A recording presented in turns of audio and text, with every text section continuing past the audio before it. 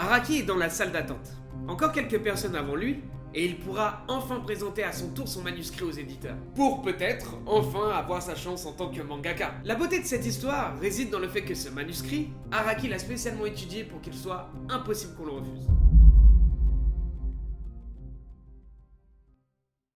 Quand j'étais petit, j'adorais les mangas. Et plus le temps passait, plus je me disais que j'aimerais bien aussi les créer. Et comme mes amis me complimentaient énormément, dessiner devenait de plus en plus fun et j'ai commencé à penser que je voulais devenir mangaka. À cette époque, la seule façon pour Araki de percer dans le mangaka game, c'était de remporter un concours dans un magazine de shonen. Et chaque vacances d'été, c'était la même rengaine. Araki dessinait et envoyait une nouvelle création. Malheureusement, cette démarche l'a au mieux amené à voir son nom apparaître parmi les finalistes, mais jamais en tant que grand gagnant. Mais le plus chiant, c'est qu'il ne recevait jamais de retour sur son travail de la part du service éditorial, qui était quand même amené à analyser son travail. Ça fout le doute, au point de te dire que ce genre de rêve n'est pas fait pour les gens comme toi. Sauf qu'un jour, un duo inattendu allait lui changer son destin. L'année de mes 16 ans, un duo de mangaka qui utilisait le pseudo de Yude Tamago avait fait ses débuts avec leur manga Ultimate Muscle. Ils avaient le même âge que moi, et cela m'a mis une claque de le savoir. Il avait l'âge où il pouvait penser enfin sérieusement à propos de son futur. Et voir le succès de ce duo a fait passer sa réflexion de « je veux devenir mangaka » à « je vais devenir mangaka ». Et c'est à ce moment qu'il a pris une de ses meilleures décisions. Comprendre pourquoi, malgré tous ses efforts, ses manuscrits étaient systématiquement rejetés. Malgré ses manuscrits rejetés au gré du temps, il savait qu'il avait fait tout son possible pour les rendre aussi manga tels qu'on les connaissait. Et en fait, il y a un moment où il a compris son erreur. À force d'essayer de copier certains auteurs, il avait poussé tellement le bouchon trop loin qu'il avait rendu ses chapitres un peu banals. Il manquait quelque chose à ses chapitres, quelque chose qui attirerait l'œil des éditeurs. Il tentait tant bien que mal à reproduire le style de Babel 2, sauf que la copie était forcément beaucoup moins bonne que l'original. D'autant plus que les éditeurs, en voyant une énième tentative d'imitation, devaient se dire « Ah bah tiens, encore un qui tente de faire du réchauffé. Qu'est-ce qu'on s'emmerde avec ça à force ?» Bon, j'ai un peu tiré le trait, mais en vrai, quand Araki a fait son arrivée dans cette profession, la plupart des éditeurs, ils étaient comme ça, ils étaient durs. Ils étaient pas du genre à peser leurs mots pour ne pas blesser l'ego des mangaka novices. Non, les éditeurs traitaient les novices comme des professionnels qu'ils souhaitaient devenir. Et du coup, ces éditeurs leur présentaient les choses avec des critiques brutes de pommes, comme ils le font d'ailleurs avec les pros. C'est une bonne chose. C'était grâce à eux qu'il est parti du point où il dessinait seulement ce qui l'intéressait à dessiner ce qu'il fallait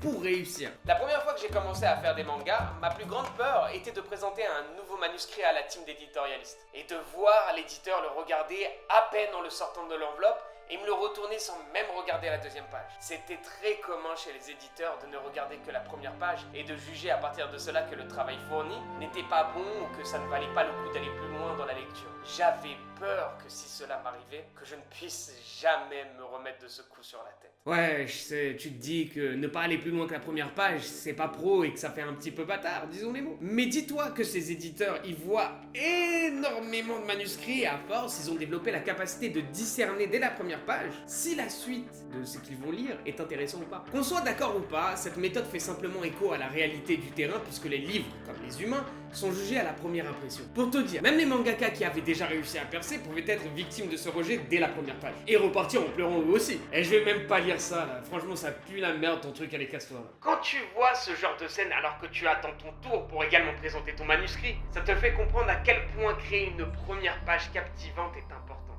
En résumé, ton manga joue sa vie ou sa mort dès cette première page. Cruel. Cruel mais réaliste. C'est ainsi que Araki comprit que son but ultime serait dans un premier temps de faire tourner la première page. Michael Crichton n'a pas une intrigue du tonnerre ou les personnages les plus charismatiques de l'histoire du cinéma. Par contre, en ce qui concerne de faire tourner la première page, il excelle le gars. Dans le cas du cinéma, évidemment la première page correspond à l'affiche et au synopsis. Et cette première page de Crichton est sans conteste l'une des plus belles de l'histoire. En y jetant un bref coup d'œil, l'idée qui ressort de celle-ci est: que se passerait-il si l'on prenait les deux plus grands poids lourds de l'évolution, les dinosaures et les hommes, et qu'on les forçait à se battre à mort dans une arène? Ça, c'est une première première page qui donne envie d'être tournée. Alors, c'est bien beau de dire que la première page est importante et de donner le meilleur exemple, mais maintenant, la question à se poser, c'est concrètement, comment on crée une première page qui donne envie d'être tournée? Concrètement, fais-nous un tuto, dis-nous les bails. Et bah, Araki a trouvé la solution en faisant du benchmarking. Il a le tuto, le gars. Il a analysé la première page de tous les mangas qui ont eu du succès en partant du principe que s'ils sont publiés, c'est qu'ils avaient fait un travail qui correspondait aux attentes des éditeurs, d'accord? Et que par conséquence, fournir une première page reprenant la logique de ces différents succès, et j'insiste sur le terme logique, et bah que ça pourrait lui permettre d'assurer le coup. Ah, c'est juste un plagieur en fait, Araki. Évidemment que non, s'il est crucial de cibler quels sont les éléments qui peuvent vous faire la différence, il ne s'agit certainement pas de faire du copier-coller. Tu ne feras